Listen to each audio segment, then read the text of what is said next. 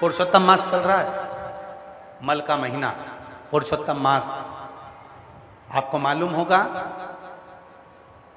12 महीने में 1 महीना अधिक कर दिया था हिरण्यकशिपु को मारने के लिए।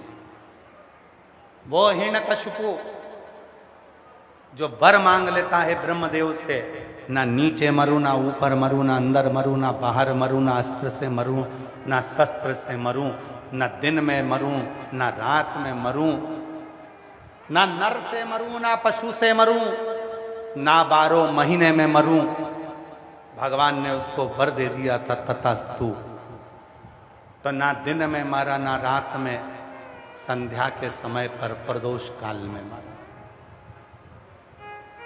ना नर से मरा, ना पशु से, तो नरसिंह बनकर भगवान आए।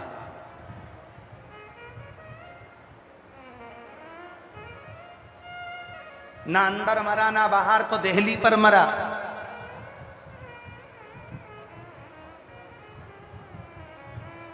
न शस्त्र से, ना अस्त्र से, तो नख से मरा। ना 12 महीने में मरूं तो 1 महीना अधिक कर दिया और अधिक मास में मरा, पुरुषोत्तम मास में अधिक मास, एक अधिक कर दिया।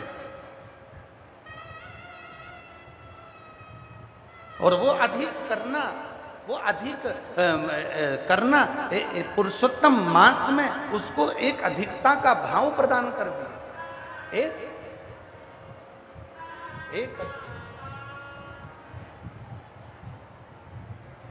एक अधिक। अब वो जो महीना था मलमास, जो महीना मलमास का जो निकला, मलमास का जो महीना हुआ जिसमें हिरण्यकशिपु मरा था, उस महीने को किसी ने स्वीकार नहीं करा। कोई उस महीने को स्वीकार नहीं करता, कोई भी उस महीने को स्वीकार नहीं कर रहा। और ये केवल मलमास की कथा नहीं है, संपूर्ण जगत के प्रत्येक मनुष्य की कथा है।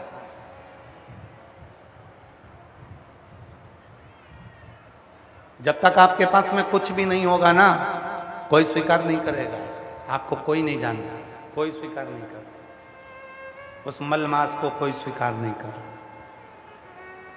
कोई भी स्वीकार नहीं करा।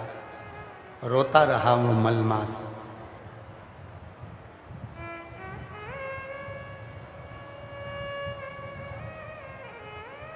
जब जब मलमास नरसिंह भगवान के सामने जाता था, तब नरसिंह भगवान का क्रोध उस मलमास को देखकर और बढ़ जाता था।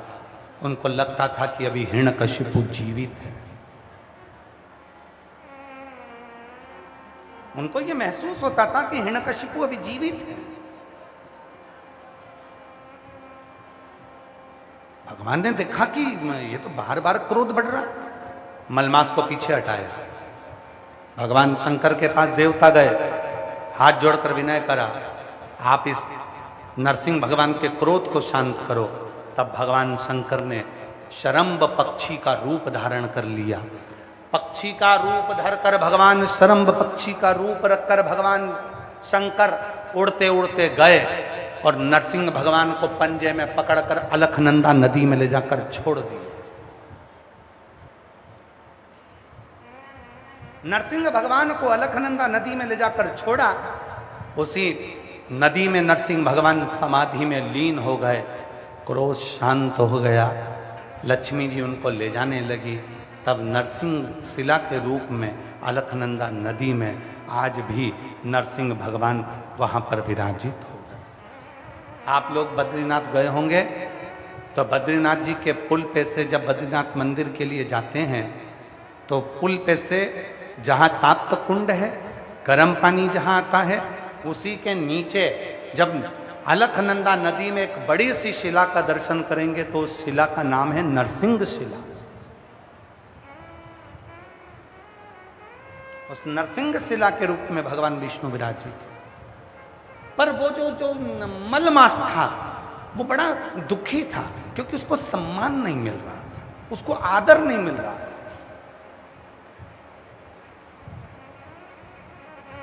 ब्रह्मलोक में गया, ब्रह्मा जी ने बाहर कर दिया, इंद्रलोक में गया तो इंद्र ने बाहर कर दिया, गरुण लोक में गया तो गरुण ने बाहर कर दिया, वरुण लोक में गया तो वरुण में बाहर कर दिया। जितने लोक में मलमास जाता था, मलमास जितने लोक में गया, जो 1 महीना अधिक करा था 12 महीने में, वो मलमास बार बार जहां जाता था सब उसे भगा देते थे। तब वो आखिरी बार मन में सोच लिया मलमास ने कि अब आखिरी बार जा रहा हूं भगवान विष्णु के पास में।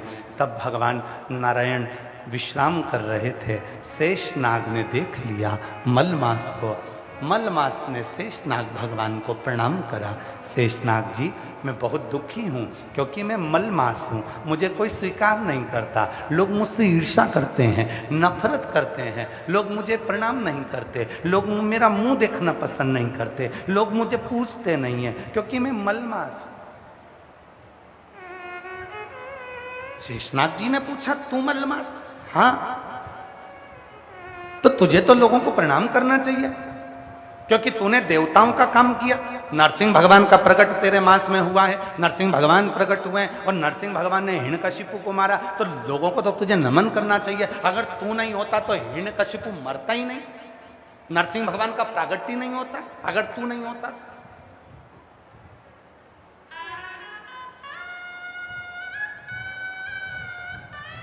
शिव पुराण की यह पुरुषोत्तम मास की कथा प्रत्येक मनुष्य को सुनना चाहिए, प्रत्येक मनुष्य।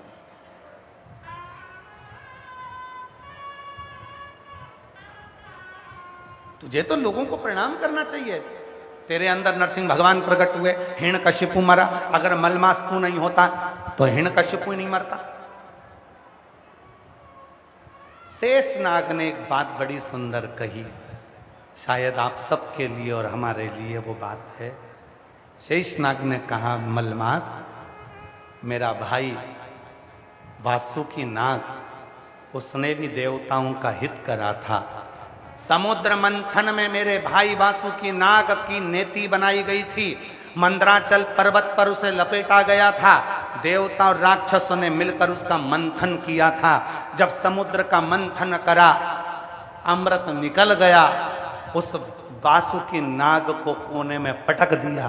कोई ने उसको नहीं देखा, कोई ने उसको अमृत नहीं पिलाया, कोई ने उसको दवा नहीं कराई, किसी ने उसका आदर नहीं करा।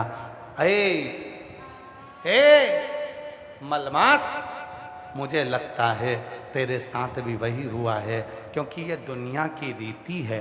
अपना काम करवाने के बाद लोग लात मार देते हैं, उसको धकेल देते हैं, उसका सम्मान नहीं करते। ये दुनिया की रीति। एक पति कहता है कि मैं दिन भर काम करता हूं, तो कभी धर्म पत्नी से भी तो पूछ लिया करो कि वो भी तो दिन भर काम करती है। एक पति कहता है मैं दिन भर खेत पर काम करता हूं, एक धर्म पत्नी से भी पूछा करो, वो भी दिन भर काम करती है। सुबह से उठती है, चाय नाश्ता भोजन खाना, गोबर तगाड़ी खला, ये काम वो काम, मेहमान अतिथि, घर में बुजुर्ग बच्चे, सबको संभालते संभालते संभालते संभालते वो भी तो जिंदगी संभाल रही है, वो भी तो स्त्री है, वो भी तो नारी है। आपको महसूस होता है कि केवल आप कर रहे? नहीं। कभी ये मत कहो कि मैं अकेला कर रहा हूं। तुम्हारी जो अर्धांगिनी है वो भी तुम्हारे साथ कदम से कदम मिलाकर तुम्हारे परिवार को संभाल रही है, तुम्हारे परिवार को देख रही है, वो भी तो देख, पर सम्मान उसको नहीं मिला। कई लोग कह देते हैं गुरुजी हमारी किस्मत में तो भगवान ने यश ही नहीं लिखा। कई माताएं कह देती गुरुजी भगवान ने तो मेरी किस्मत ऐसी बनाई है कि मेरी किस्मत में यश ही नहीं है, मैं किसी के लिए कितना ही कुछ कर दूं तो भी मेरा सम्मान नहीं होता। तुम अपने ऊपर मत लो, यहां कथा भी सुनो। मलमास जिसके महीने में नरसिंह भगवान प्रकट हुए, जिस महीने में हिरण्यकशिपु मरा, जिस महीने को स्वयं भगवान ने 12 महीने से ज्यादा प्रकट करा, वो मलमास को भी तो लोगों ने सम्मान नहीं दिया, उस मलमास को भी तो लोगों ने आदर नहीं दिया, उस मलमास को भी तो लोगों ने सत्कार नहीं दिया, उस मलमास को भी तो लोगों ने नकार दिया। तुम सोचते हो कि मेरा साथ नहीं मिलता, भगवान मेरा साथ नहीं देता, उस मलमास को भी तो देखो। तब वो मलमास आखिरी में जब हार गया हिम्मत, तब वो मलमास आखिरी में शेषनाग के पास गया और शेषनाग ने कहा मेरे भाई वासुकी नाग के साथ भी यही हुआ था, उसको भी सम्मान नहीं मिला था, उसको भी कोने में पटक दिया था। जब अपना काम हो जाता है लोग धक्का देकर बाहर निकाल देते हैं। कभी कभी शिव पुराण की कथा कहती है तुम बहुत करोड़पति हो, तुम बहुत धनपति हो, तुम बहुत वैभवपति हो, तुम्हारे यहाँ पैसे की कोई कमी नहीं है, तुम्हारे घर में तुम्हारी बहू के बच्चा हुआ, उस बच्चे को पालने के लिए, उस बच्चे को संभालने के लिए एक महिला को, एक स्त्री को, एक बेटी को तुम लेकर आए। कहा माता जी मेरे बच्चे को संभालना, मैं महीने की तनख्वाह दूंगा। वो माँ अपने बच्चे को छोड़कर तुम्हारे बच्चे को संभालने के लिए आ गई। 5,000, 2,000, 10,000, 11,000, 20,000 रुपए महीने में वो तुम्हारे बच्चे को संभाल रही है, तुम्हारे बच्चे को संभाल रही है। जब वो बच्चा बड़ा हो गया तुमने उस बूढ़ी माँ से कह दिया माँ तुम्हें आने की जरूरत नहीं है, अब हमारा बच्चा बड़ा हो गया, स्कूल जाने लगा, अब मैं उसको कहीं बोर्डिंग में डाल दूंगी, अब मुझे बच्चे को तुम्हारे को जरूरत नहीं है। उस माँ को निकाल दिया। एक घर के सेठ की, एक घर के मालिक की जवाबदारी होती है कि तुम्हारे बहू के बच्चे को, तुम्हारे बच्चे को जिस महिला ने पाल पोस कर गोदी में 10 साल, 8 साल, 5 साल, 3 साल, 2 साल, 4 साल बड़ा किया है, अगर उसकी जवाबदारी भी तुम्हारी बनती है। कभी उसकी जिंदगी में अगर दुख आए तो थोड़ा 2-5 हजार का सहयोग देना, ये तुम्हारी जवाबदारी है। उसका बीमारी में साथ देना, ये तुम्हारी जवाबदारी है। थोड़ा सा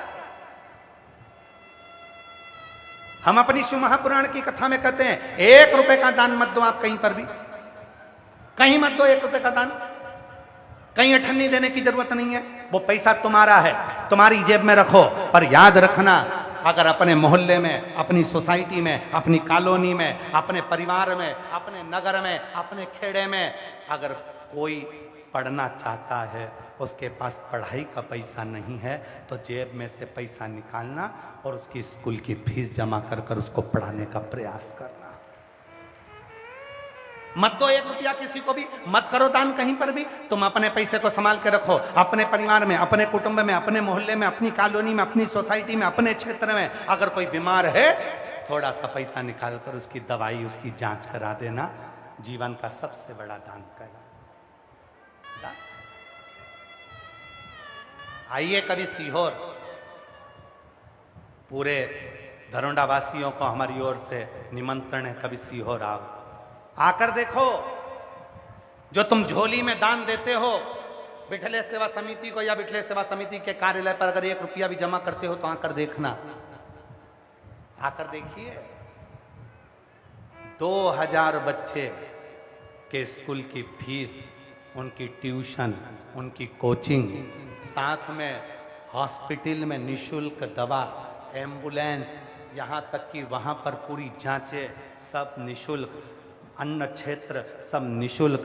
20,000 लोग, 25,000 लोग सुबह से शाम तक भोजन करते हैं, प्रतिदिन निशुल्क, विवाह निशुल्क, कन्यादान निशुल्क। कभी आकर दर्शन करिएगा तो आपको लगेगा कि हमारा दान किया हुआ कहाँ लगा। मत करो 1 रुपया दान, अपनी जेब में रखो, पर अपने परिवार में, अपनी कॉलोनी में, अपनी सोसाइटी में, अपने मोहल्ले में, अपने खेड़े में, अपने गांव में, अपने अड़ोसी पड़ोसी को भी देखो। अगर कोई बच्चा पढ़ना चाहता है, कोई बच्चा एजुकेशन करना चाहता है, अपने बच्चे को तो पढ़ा ही रहे हो, साथ में उस बच्चे को भी पढ़ाओ, उसकी भी एजुकेशन कराओ, उसको भी पढ़ाओ। बेटियों को हम फिर निवेदन करेंगे, कई लोगों के मन में आता है बेटे को पढ़ाना है, बेटी को नहीं पढ़ाना है, पर निवेदन है आप सबसे कि अपनी कैपेसिटी से ज़्यादा अपनी बेटी को पढ़ाने का प्रयास करना, एक दिन वो भी नाम रोशन करेगी तुम्हारा।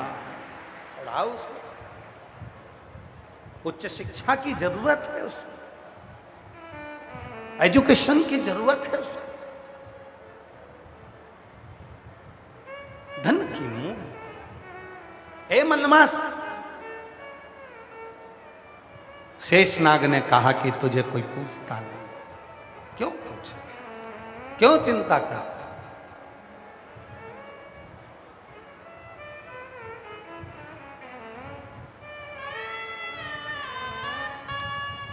कुरुक्षेत्र कौन कौन गया? हाथ उठाओ जल्दी से, सब गए हो?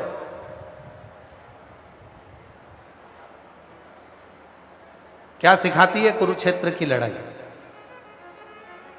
आप लोगों ने गीता बहुत श्रवण करी है, श्रीमद् भागवत कथा भी बहुत श्रवण करी है, बहुत बड़े बड़े विद्वान जन आपको कथा श्रवण कराए होंगे। क्या सीखे गीता जी से? क्या सीखे श्रीमद् भागवत से? क्या सीखे महाभारत से? कुरुक्षेत्र की वो लड़ाई, कौरव और पांडवों की वो लड़ाई क्या सिखाती है? कौरव और पांडवों की लड़ाई केवल एक ही चीज सिखाती है कि जिसके पक्ष में भगवान होते हैं उसकी कभी हार नहीं होती है।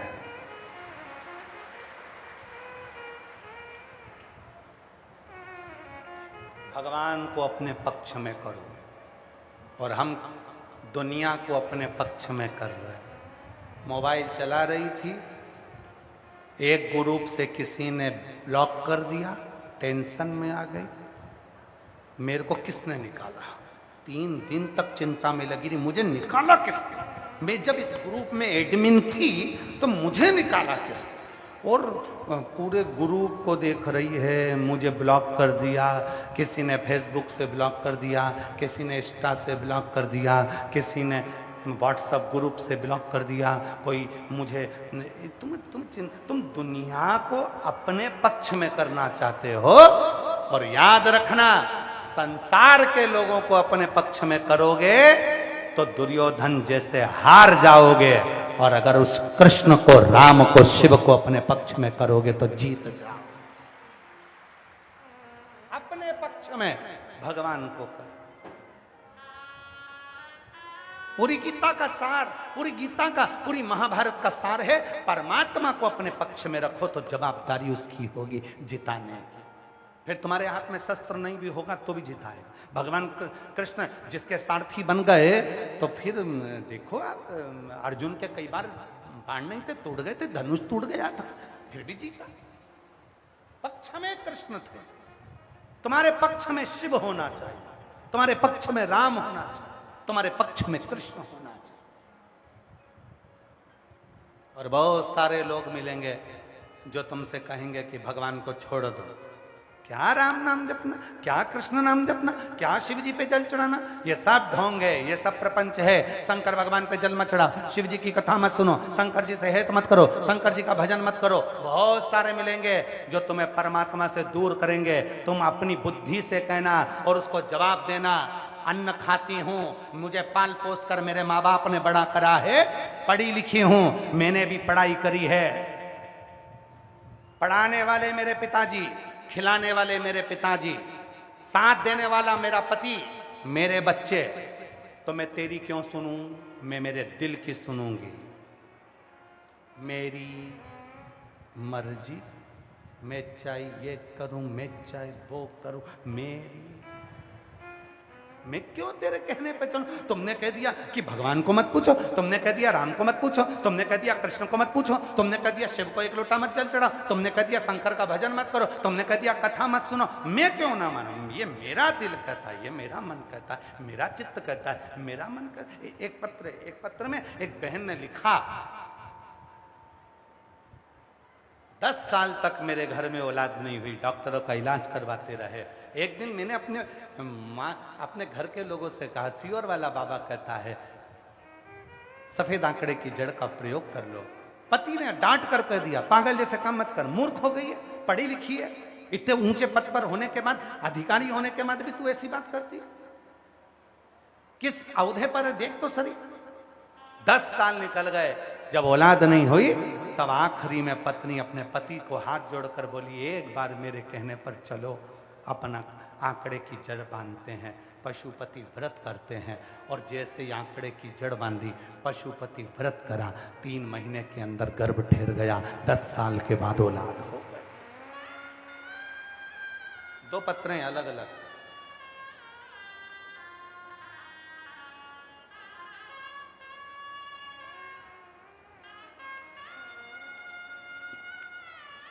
एक पत्र तो मेरा नाम विमलेश विभा है। मैं उत्तर प्रदेश जिला सहारनपुर की रहने वाली हूँ। मेरे पति का नाम विशाल वर्मा है। मैं 15 साल के बाद महादेव की कृपा से मां बनी हूं। मैं हार चुकी थी, पत्र को आप लोग पढ़ेंगे, मैं हार चुकी थी। सब कुछ करके सभी डॉक्टरों ने मना कर दी थी कि मेरा मां बनना मुश्किल है। फिर किसी ने मुझे बताया कि पशुपति व्रत करो, तब मैं ज्यादा विश्वास नहीं करती थी। मैंने व्रत तो किए पर मेरा मन नहीं मानता था। जब मैंने पहला व्रत किया, शाम को मंदिर में दिए लगाए तो मेरा 3 दिए बुझ गए। 3 दिए बुझ गए। वो मैं मंदिर से निकली तो पंडित जी ने आवाज लगाई, आपने दिए जलाओ।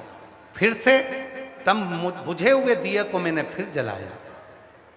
वापिस मुझे लगा कि मेरा व्रत कुछ गड़बड़ है। सियोर वाला बाबा कहता है कि विश्वास के साथ करना तो देगा। मैंने वो व्रत तो जैसे तैसे करे। दूसरी बार हम पति पत्नी ने पूर्ण भरोसे के साथ व्रत किया और बाबा की ऐसी कृपा हुई। 15 साल के बाद गुरुदेव, 15 साल के बाद मेरे बाबा ने मेरे घर में पुत्र दे दिया। ये शिव की कृपा है। एक पत्र और है, कहीं बैठी हो तो आ सकती है अगर कहीं बैठी हो।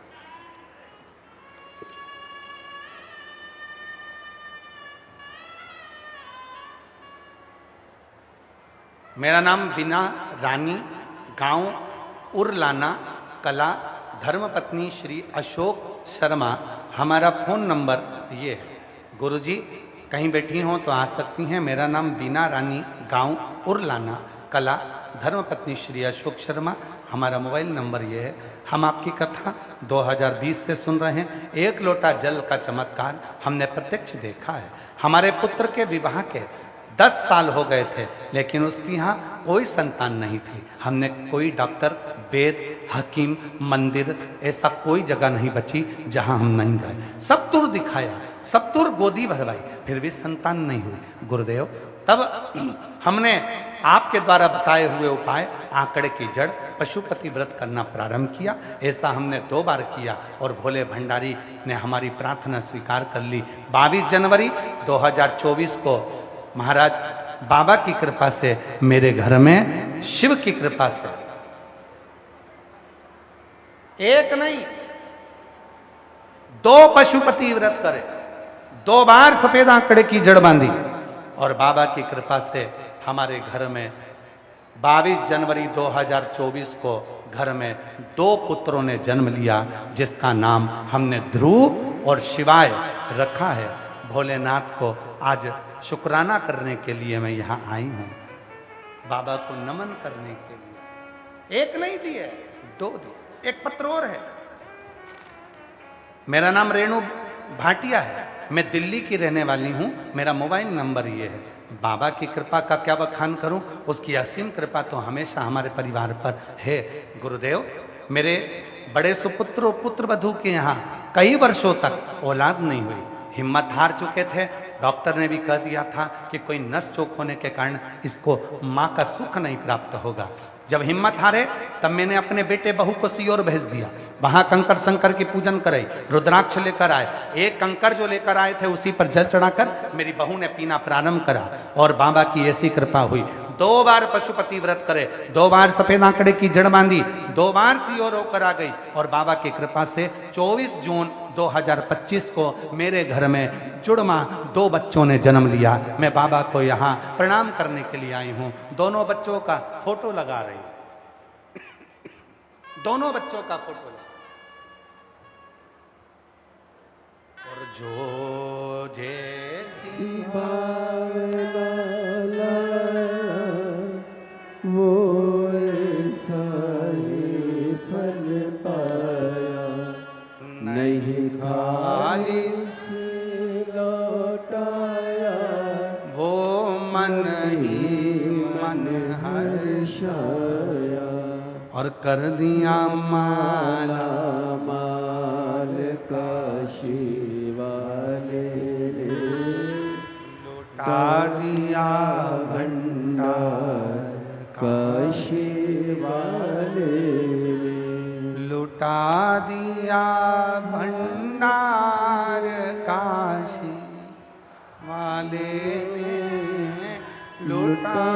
दिया भंडार काशी वाले ने, ओ कर दिया माला माल काशी वाले ने, लुटा दिया भंडार काशी वाले ने। किस भावना से आए हो? आपके मन में क्या चल रहा है, क्या विचार चल रहा है?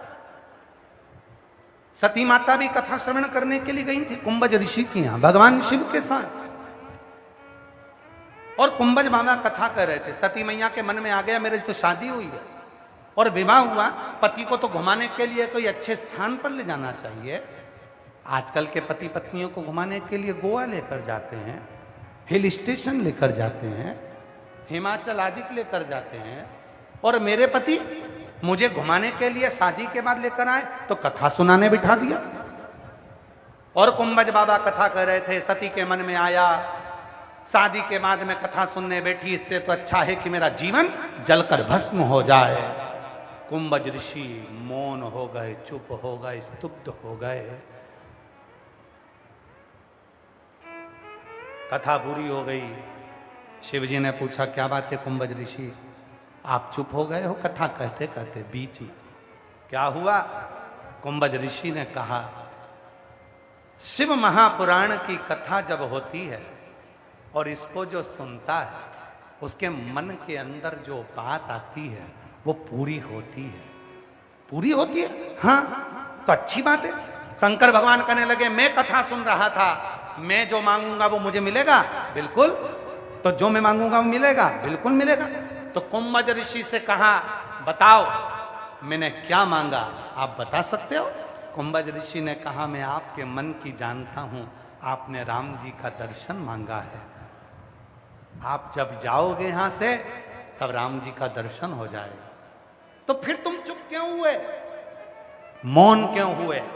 कुंभज ऋषि ने कहा तुमने तो राम का दर्शन मांगा था, पर सती माता ने मन में सोचा मेरे पति मुझे यहाँ कथा सुनाने लिया, इससे तो मैं जलकर राख हो जाऊं तो अच्छा।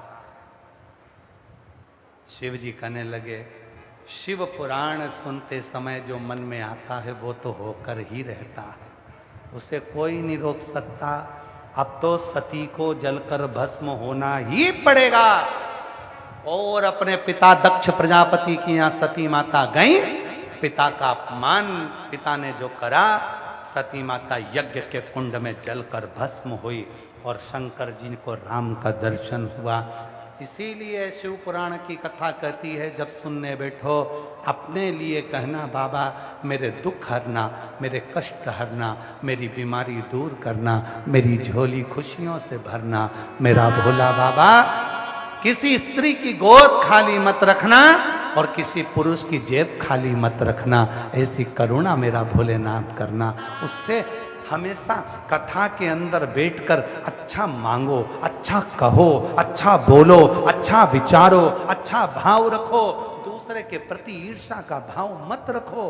कई लोग ईर्ष्या रखते हैं दूसरे के प्रति, इसने मुझे आगे नहीं बैठने दिया, मैं इसको बाद में देख लूंगी, इसने मुझे पीछे बिठाया, मैं बाद में देखूंगा, इसने मुझे यहाँ नहीं आने दिया, मैं बाद में देखूंगा। कथा सुनने आए हो, ईर्ष्या क्या रखना? कथा सुनने आए हो, जहाँ जगह मिल जाए वहाँ बैठ जाओ, कथा सुनो, अपने जीवन को धन्य बनाओ। अपने जीवन में ये बार बार मौका, गरुड़ा वालों, ये बार बार मौका नहीं मिलेगा। बड़ी मुश्किल से ये कथा कैंसिल होकर फिर वापिस 36 कौम ने मिलकर कराई है, ने ना जाने फिर कब होगी। इसलिए उसको हृदय से श्रवण कर लो, मांग लो उस परमात्मा से अपने दिल की बात, उससे कह दो अपने हृदय की बात। यहाँ बैठने समय पास करने के लिए नहीं आए हो, यहाँ तुम व्यर्थ की भीड़ बढ़ाने के लिए नहीं आए हो। यहाँ कल इतने भक्त आ गए और आज भी इतने लाखों भक्त आए हैं कि मैं तो यहाँ की प्रशासन को, यहाँ के कलेक्टर, यहाँ के IG, DIG, commissioner, SP, SSP, यहाँ का विद्युत विभाग, यहाँ का चिकित्सा विभाग, यहाँ के सारे विभागों को, पीडब्ल्यूडी विभाग, यहाँ के सारे विभागों को धन्यवाद देता हूँ। यहाँ के टीआई, यहाँ के पुलिस कांस्टेबल, एक एक को धन्यवाद देता हूँ जिन्होंने कल इतनी भीड़ को और आज भी जो लाखों की भीड़ आई है इसको संभालने के लिए मुस्तैदी रखी है। एक बार पूरी प्रशासन को जोरदार ताली बजाकर साधुता दीजिए। कठिन है कथा को संभालना, भागवत कथा संभालना सरल है, राम कथा संभालना सरल है, पर शिव महापुराण की कथा को संभालना कठिन है, क्योंकि कथा सुनने के लिए यहां सब शंकर के गण आते हैं। किसकी बुद्धि कैसी, किसके विचार कैसे, किसकी सोच कैसी, कितनी संख्या में आएंगे, कोई भरोसा नहीं है। लोग सोचते हैं पहले दिन तो पब्लिक कम आएगी, दूसरे दिन थोड़ी बढ़ेगी, तीसरे दिन बढ़ेगी, चौथे दिन बढ़ेगी। अब इनको क्या बताएं कि पहले दिन ही छक्का लगा दिया है। अब बताओ तो बताओ क्या।